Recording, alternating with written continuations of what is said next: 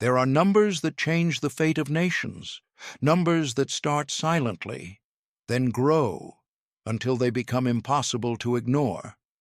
Today, one number is shaping the future of the United States of America, a number so large that even the most powerful economy on earth can no longer control it. That number is $36 trillion, the national debt. And in this documentary, we uncover how America created this debt, why it cannot escape from it, and what happens when the largest economy in history enters a financial death spiral. Welcome to Rich Roots. Every second you watch this video, the United States adds $40,000 to its national debt. Every minute, $2.4 million. Every hour, more than $144 million. But the real danger is not the debt itself. It's the cost of servicing it. Today, America pays $1.2 trillion every year in interest payments alone. That means no roads, no schools, no infrastructure, no health care, just interest. For the first time in history, interest payments are now larger than the entire U.S. military budget.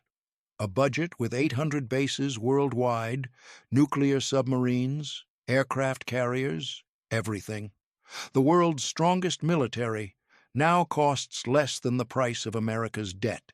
To understand the present, we must travel back, way back. After World War II, America had everything: the strongest industry, the youngest workforce, the world's gold reserves. The world trusted the dollar. Debt was small. Spending was under control, growth was unstoppable. But things changed. In the 1970s, the U.S. abandoned the gold standard.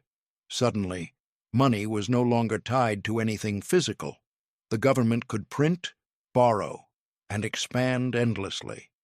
What followed was decades of tax cuts without spending cuts, endless wars, expensive social programs, rising health care costs, aging population, recessions, financial crises. Every crisis brought more debt. Every solution was to borrow more. And year after year, the snowball grew. This part reveals the truth almost nobody knows. America owes money to four major groups. 1. Foreign countries. 25% Japan and China are the biggest lenders. 2. The Federal Reserve, 25%. Yes, the U.S. owes money to itself. 3. Investors and corporations, 35%. 4. Government trust funds, 15%. This includes Social Security, the retirement money of Americans. But here is the hidden detail. The government already spent that retirement money. It replaced it with IOUs, pieces of paper promising to pay later, and later is now. Let's simplify the math.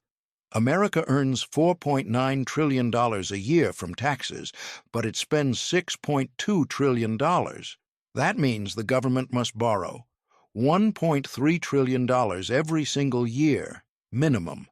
On top of that, the government must pay interest on existing debt.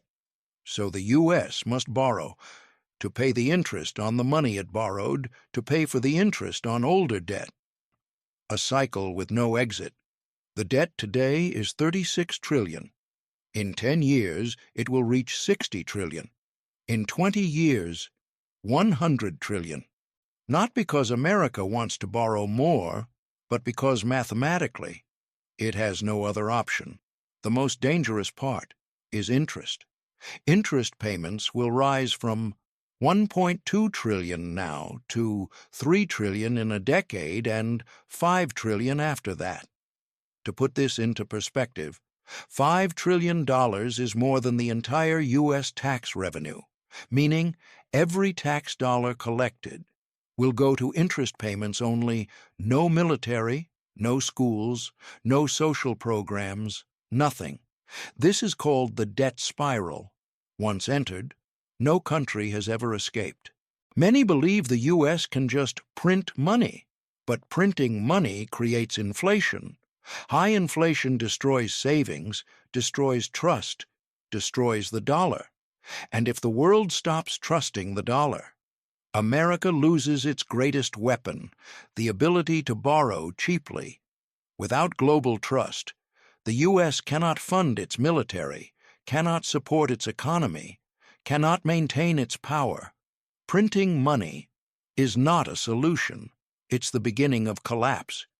Raising taxes sounds easy on paper, but history shows what really happens. Higher taxes, businesses slow down, economy shrinks, unemployment rises, less income, lower tax revenue, debt increases faster. This is why raising taxes never worked as a long-term solution. When the U.S. struggles, the entire world feels it. Countries holding American debt will panic. Investors will run away. Markets will crash. The dollar will weaken. Trade will suffer. Global inflation will rise. Every economy on Earth is tied to the American dollar.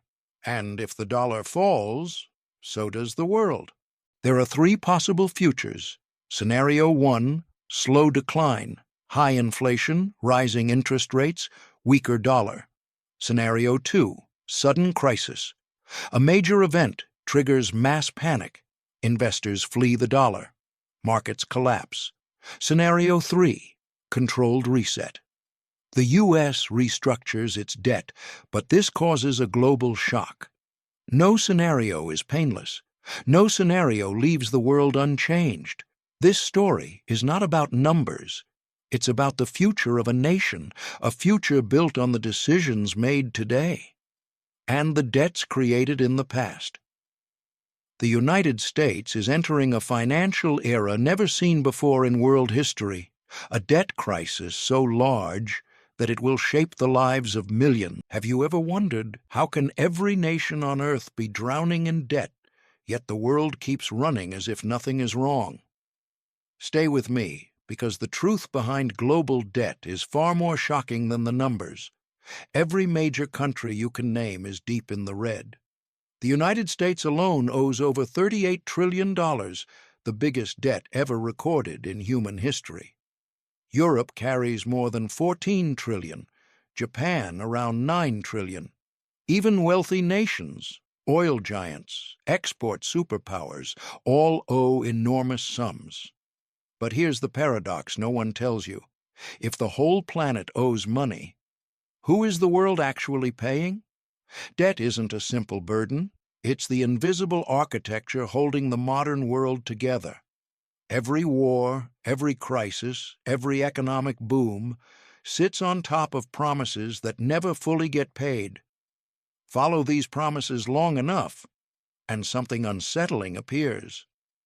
The world doesn't owe money to one entity. It owes money to itself. But that doesn't mean everyone benefits equally.